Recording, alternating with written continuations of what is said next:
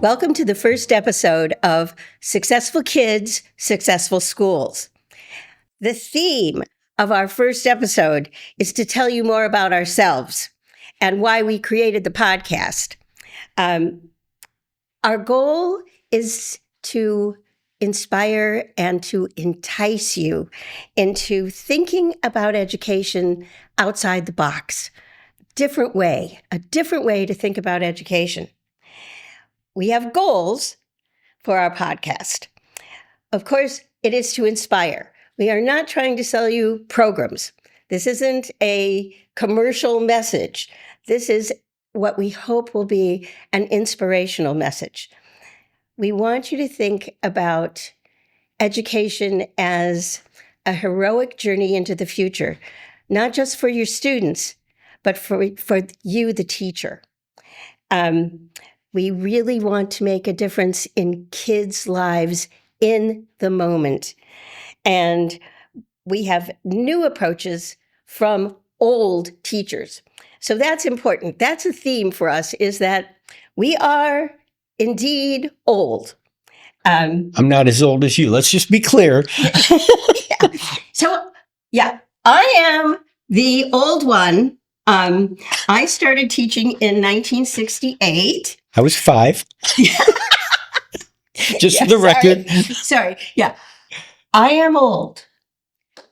And I am still a believer in the importance of inspiring and engaging kids, how important it is. And I have to say, this is an important thing. I gave up teaching in the classroom. Bill might be younger than me, but he spent 31 years, go ahead. Yeah, in the classroom. In the classroom. That's like 70 years dog years. I just want to make sure you know. Yeah. Because it's a lot more time. I, on the other hand, gave up teaching in the classroom and I became a special, right? So I did spend 50 years being a special, but I will say it's easier. It's easier than being the classroom teacher and dealing with all the changes in education over those years. So I give him some credit for being, even though he is a baby. Thank you. Right? I don't hear that often. He probably put in more time in the classroom than I did. Okay, so saying that, I'm going to talk about myself because I'm the oldest. So as I told you, I started teaching in 1968. And in 1968, education was so different. For one thing, if you were a woman, there were only three professional paths for you. You could be a teacher, you could be a nurse, or you could be a secretary. Being a teacher was considered an umbrella education for a woman because once you got married, you could still teach. But when you got pregnant, you had to quit. And then you could start back again, but you started back on step 1. So, I mean, these are really kind of important things. It was like they didn't expect women to do anything except be successful wives back in the 50s and the 60s. But our training was that, like, the very first class I had in education was called Motivation and Learning. I'm going to say that again. It was motivation and learning. It was not classroom management. It was not our job to manage kids. It was our job to engage them, to inspire them, to entice them, all the words that we're using for you right now. So I was hooked on education until I became a classroom teacher. As a student teacher, I worked in a program called Flexible Scheduling, which was innovative, creative, genius, 6 teachers working together in a block learning, social studies and English combined. And that school system hired me right off the bat, but put me in a regular classroom.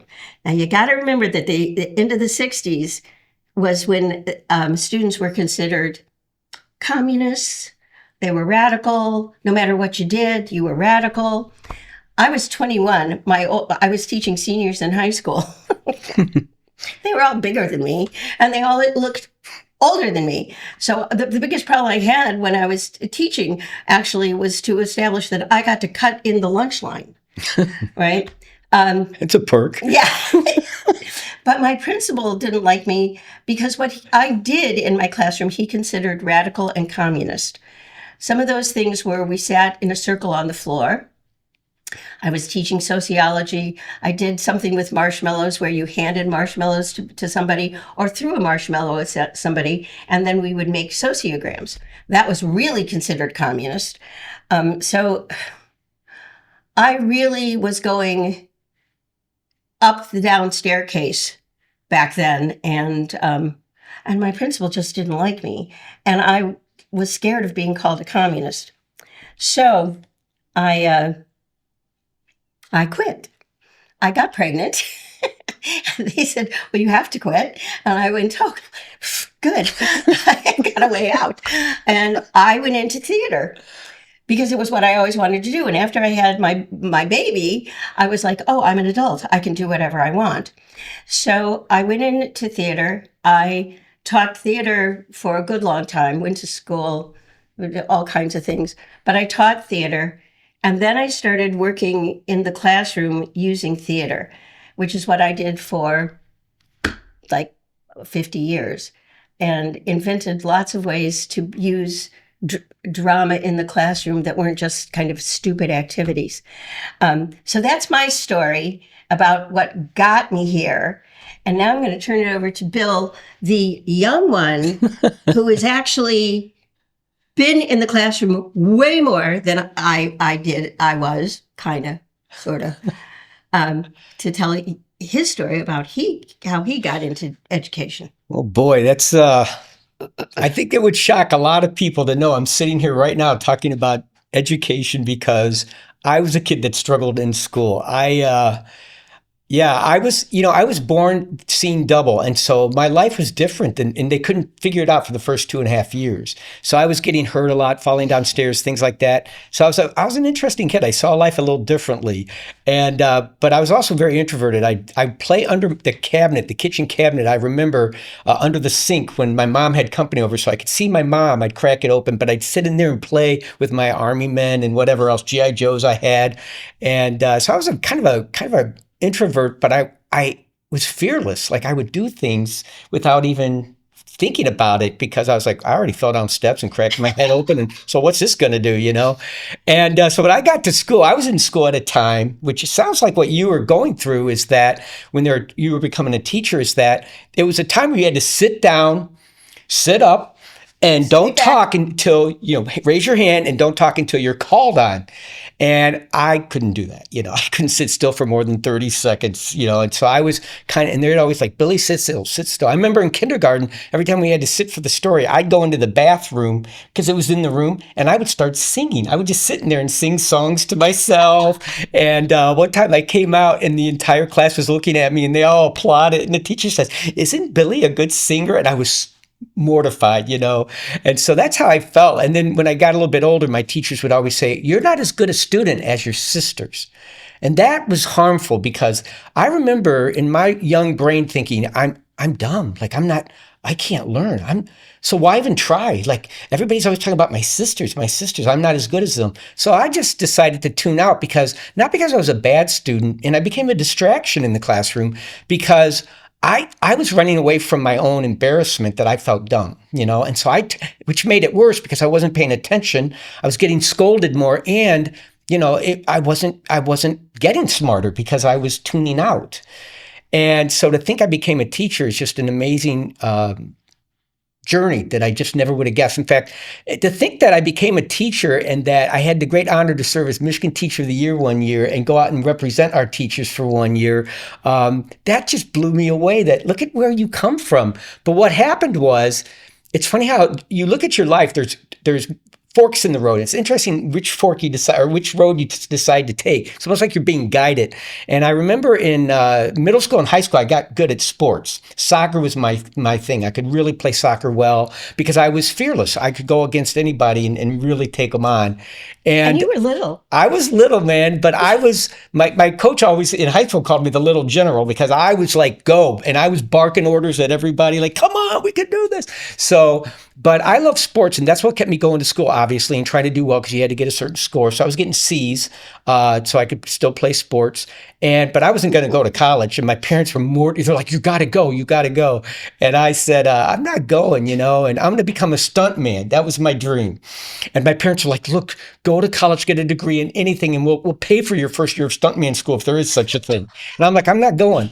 Well, my soccer coach my senior year was talking to people at the banquet, the final banquet, and I was one of the captains. He said, "These are the guys that I think are going to go on and play Division I." And he listed them off, and I wasn't on the list. And that hurt me so bad because I thought I was your little general and all this. And so right there, I remember in that moment, something clicked in my heart, and I said, nobody's going to tell me what I can or can't accomplish. So I said, I'm going to go to a Division I school, and I'm going to play soccer. And what's interesting was I was the only one from that class that played Division I all 4 years and lettered 4 times. But that's what got me to go to college. At Western Michigan University, the coach said, we'll give you a try. I like your spunk. I like you seem like you got some energy. So yeah, we'll give you a shot. And what happened was, so now I'm playing soccer. It's my second year, and we're doing camps in the summer. And we were doing camps for kids in the summer so we could fund our program. That was what was helping us, and to get some training in the evenings. And one day after I was done coaching, the coach pulls me aside and he says, "Bill, what's your major? I'm just curious." And I said, "Business." And he goes, "Business?" He goes, "Do you like it?" And I said, "I hate it." He goes, "What are you taking it for?" I said, "I want to play soccer." And he said, "Do me a favor. I think you'd be an amazing teacher just watching you. I think you got a gift. Do me a favor, take one class." Well, I took it because I didn't want him to cut me from the team. So I said, "Yeah, I'll take it." It changed my life. Like within minutes, I'm in this classroom and I'm like, you know what?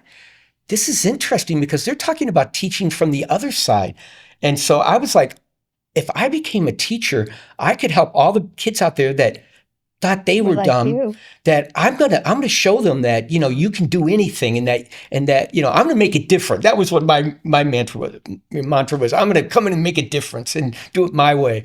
And so, and that's what I did. I went in and I started taking all the classes I could possibly take on classroom management, only because then that was a thing of it helps you to lead your team or to do more with your team. It wasn't punishment so much anymore. It was more about incentives. But by that time, they changed the words. They did. Right. And the wording can be huge.